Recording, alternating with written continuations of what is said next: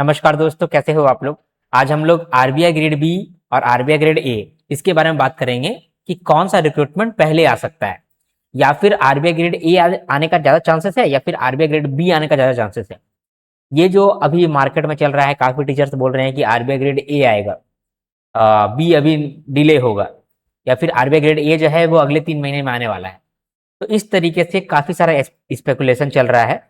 और इसमें क्या है कि आप लोगों को थोड़ा सा डाउट भी आ रहा है कि कैसा प्रिपरेशन करना चाहिए, क्या अभी हम लोग को नाबार्ड की तरफ शिफ्ट करना चाहिए या फिर आरबीआई ग्रेड ए पे ज़्यादा फोकस करना चाहिए, क्योंकि बाकी टीचर तो कह रहे हैं कि आरबीआई ग्रेड ए आ सकता है।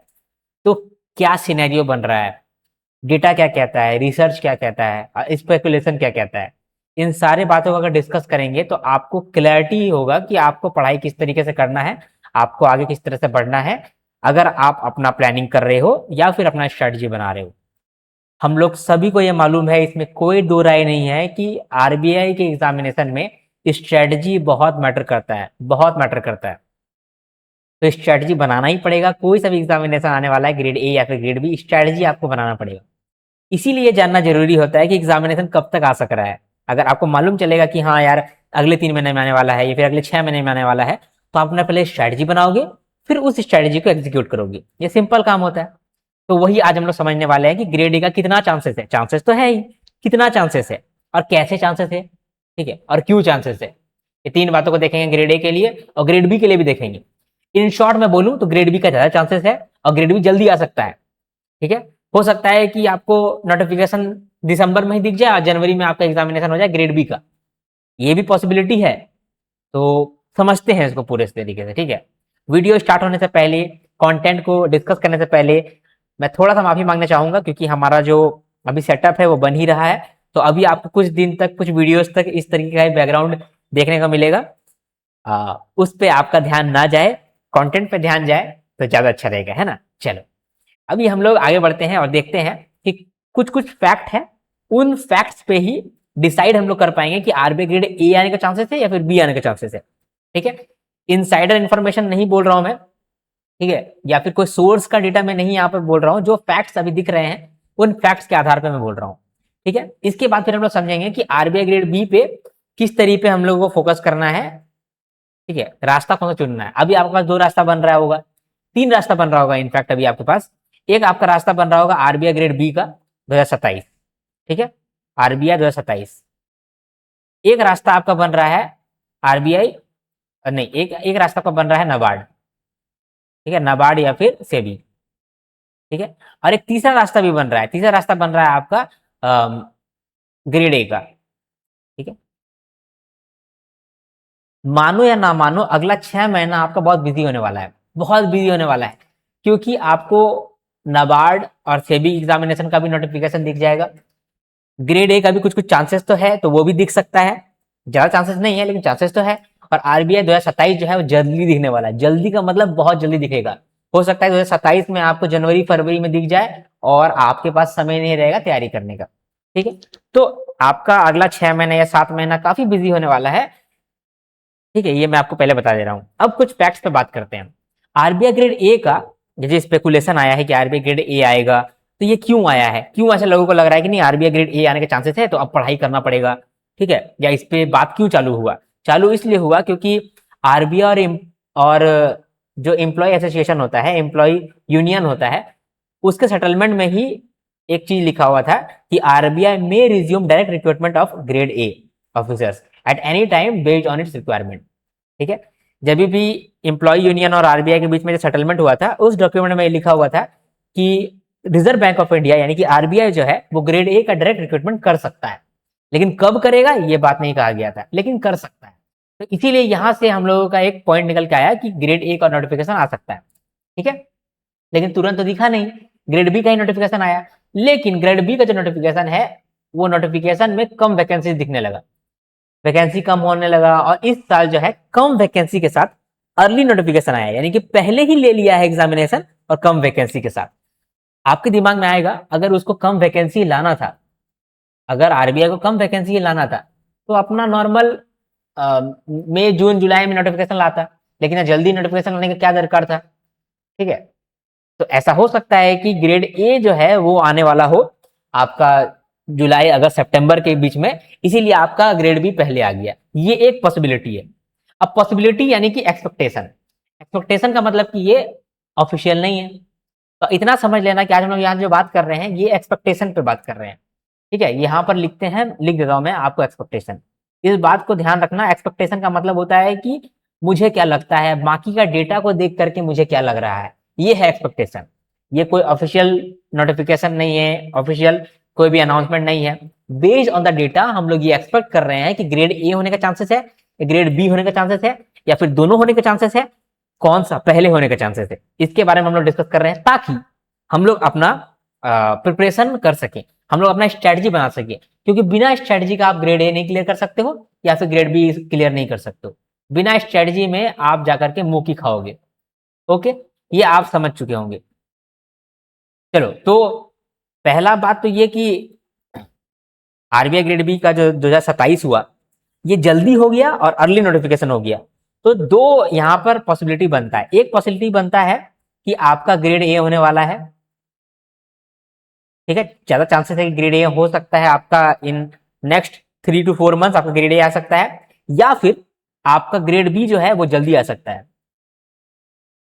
ये दो रास्ता बनता है आरबीआई ग्रेड 2027 का जल्दी हो जाने का और कम वैकेंसीज के साथ होने का। ये दो ही चांस बनता है, या तो ग्रेड बी जो है ये आपका दिसंबर जनवरी में आने वाला है, या फिर ग्रेड ए जो है वो आपका सितंबर अक्टूबर महीने में आने वाला है। यही बनता है, ये लॉजिक कहता है। ठीक है, और पीछे का डेटा कहता है। अब पीछे का डेटा जो है वो आप इस वाले वीडियो से देख सकते हैं। इस वाले वीडियो में ना मैंने आपको क्लियरली समझाया है, बहुत सारा डेटा को दिखाया है, और ये सब एनुअल रिपोर्ट से कुछ डेटा लाया है, वहां से आपको ये दिखाया है। तो ये वाला वीडियो जो है आप जरूर देखना, इसमें मैंने डॉट्स को कनेक्ट किया है कि पास्ट ट्रेंड क्या हुए हैं, वर्कफोर्स का रियलिटी क्या है, साइकिल करेक्ट कर रहा है आरबीआई तो वो कैसे हो रहा है, आपका नोटिफिकेशन कब तक दिख सकता है 2027 का, इसके बारे में क्लियर डिस्कशन हम लोगों ने किया हुआ है ये वाले वीडियो में। ये वाला वीडियो आप जरूर जाकर देख के आना, 1 महीना पहले ही मैंने इसको डिस्कस किया हुआ है। ठीक है, तो सबसे पहले जो हम लोगों का एम्प्लॉय यूनियन का हम लोग डॉक्यूमेंट देखें, वहां पर ही कहा गया था कि ग्रेड ए का डायरेक्ट रिक्रूटमेंट आ सकता है। एक पहला फैक्ट था।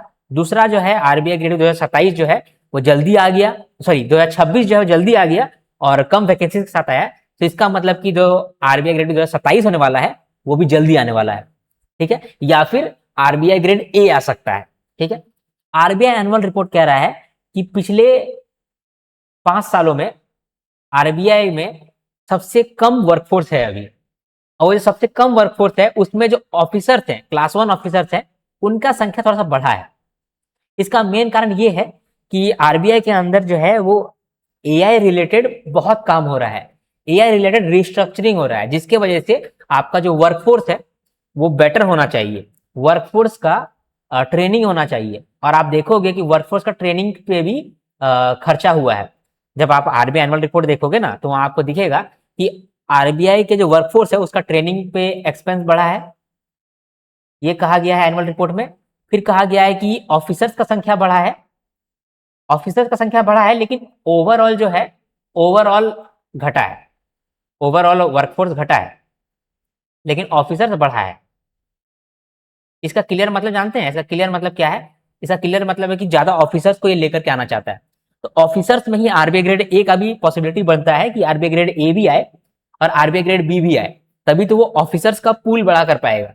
ठीक है, इसके बाद जो अभी आरबीआई का नया प्रमोशन पॉलिसी आया है उस पर भी थोड़ा सा लग रहा है कि आरबीआई ग्रेड ए का चांसेस बन रहा है, थोड़ा सा लग रहा है।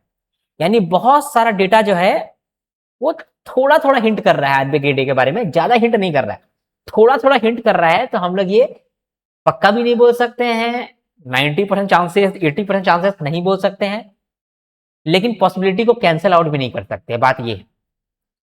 तो पॉसिबिलिटी तो है लेकिन ज्यादा नहीं है। क्या आप रिलाई कर सकते हो, इसी पे अपना स्ट्रेटजी बना सकते हो, ग्रेड ए पे ही अपना स्ट्रेटजी बना सकते हो?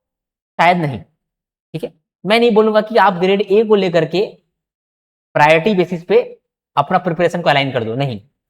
आपको आरबीआई ग्रेड बी पे ही अपना फोकस को अलाइन करना पड़ेगा, साथ में अगर ग्रेड ए आ गया तो आपका फायदा है। ठीक है, लेकिन बहुत सारा छोटा छोटा डेटा है जो कि बोल रहा है कि आरबीआई ग्रेड बी हो सकता है, सॉरी आरबीआई ग्रेड ए हो सकता है।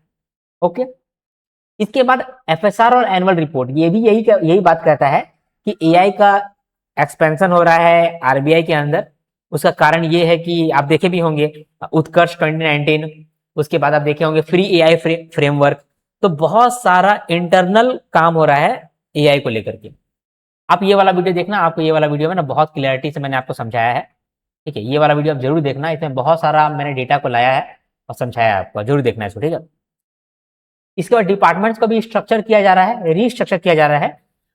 डिफरेंट सोर्सेस से यही मालूम चलता है, डिफरेंट न्यूज एजेंसी से मालूम चलता है, आरबीआई का एनुअल रिपोर्ट, आरबीआई का फाइनेंशियल स्टेबिलिटी रिपोर्ट, आरबीआई का report and trend of progress of banking in India. जो आरबीआई का मेन रिपोर्ट है उससे अगर आप अजम्पशन बनाओगे ना, तो उससे अजम्पशन यही बनता है कि आरबीआई के अंदर डिपार्टमेंट का रीस्ट्रक्चर हो रहा है। और ये कारण है कि आपका आरबीआई ग्रेड बी का भी वैकेंसी कम दिख रहा है और आरबीआई ग्रेड ए आने का चांसेस भी दिख रहा है। ठीक है, तो बहुत सारा छोटा छोटा बातें हैं जो कि इस पे एक बार हिंट दे रहा है। लेकिन लेकिन यहां पर जो भी बात मैंने कहा, ये ऐसा भी हो सकता है कि ये आरबीआई ग्रेड ए के लिए ना हो और आरबीआई ग्रेड बी हो जाए। कैसे? क्योंकि सबसे पहले ये देखो, पहला वाला तो है वो आरबीआई ग्रेड ए के लिए ही रेलेवेंट है, ये वाला भी आरबीआई ग्रेड ए के लिए रेलेवेंट है। लेकिन आरबीआई एनुअल रिपोर्ट में बोल रहा है कि ऑफिसर्स का संख्या बढ़ रहा है, तो इस हिसाब से आरबीआई ग्रेड बी का भी ऑफिसर्स का संख्या बढ़ सकता है। तो इसका चांसेस तो यहाँ पर ग्रेड ए के लिए भी है, ग्रेड बी के लिए भी है। एनुअल रिपोर्ट और एफएसआर में बोल रहा है कि एआई को लेकर के, साइबर सिक्योरिटी को लेकर के हम लोगों का वर्कलोड बढ़ रहा है, ऐसा कहा जा रहा है आरबीआई के द्वारा। वर्कलोड बढ़ रहा है तो यानी कि वर्कफोर्स भी बढ़ेगा। वर्कफोर्स जो है वो ग्रेड ए में भी बढ़ सकता है, ग्रेड बी में बढ़ सकता है। तो यहाँ पर भी दोनों का चांसेस बन रहा है। अगर डिपार्टमेंट का रीस्ट्रक्चर हो रहा है तो ग्रेड बी वाले ऑफिसर भी बढ़ेंगे, ग्रेड ए वाले ऑफिसर भी बढ़ेंगे। यानी कि ग्रेड ए के लिए सिर्फ 2 ही पॉइंट्स है जो कि स्पेसिफिकली ग्रेड ए को पुश कर रहा है, बाकी पांचों का पांचों पॉइंट जो है वो ग्रेड बी को ही पुश कर रहा है बार बार। यानी कि ग्रेड बी का चांसेस ज्यादा है देन आरबीआई ग्रेड ए। लेकिन बहुत सारे टीचर्स और कुछ सोर्सेस का भी ऐसा कहना है कि सर नहीं, आरबीआई ग्रेड ए का भी चांसेस बन रहा है। तो थोड़े से चांसेस, थोड़ा सा डेटा कह रहा है और बाकी स्पेकुलेशन है। ठीक है, तो आप ऐसा समझ लो कि 20% डेटा है जो कि बैक कर रहा है और 80% स्पेकुलेशन है जो बैक कर रहा है। ठीक है, किसके लिए बैक कर रहा है? ये आरबीआई ग्रेड ए के लिए बैक कर रहा है। ठीक है, आरबीआई ग्रेड ए के लिए इतना बैक कर रहा है। लेकिन अगर मैं बोलूं कि आरबीआई ग्रेड ए के लिए कौन बैक कर रहा है, तो आरबीआई ग्रेड ए के लिए जो है ना 70% डेटा आपका बैक कर रहा है और 30% आपका स्पेकुलेशन बैक कर रहा है कि आरबीआई ग्रेड बी जो है वो जल्दी आएगा। आने का तो 100% है कि आएगा, लेकिन कब आएगा ये जल्दी आ सकता है। जल्दी मतलब कि जनवरी फरवरी में आपका दिख जाएगा आरबीआई ग्रेड बी। समय नहीं है उस हिसाब से, अभी आपके पास कितना समय है? जुलाई को तो आप खत्म कर दो, अगस्त सितंबर अक्टूबर नवंबर दिसंबर जनवरी, 6 महीना है आपके पास। 6 महीना ही है मिनिमम टाइम। अगर आप तैयारी स्टार्ट नहीं किए तो आप पीछे रह जाओगे।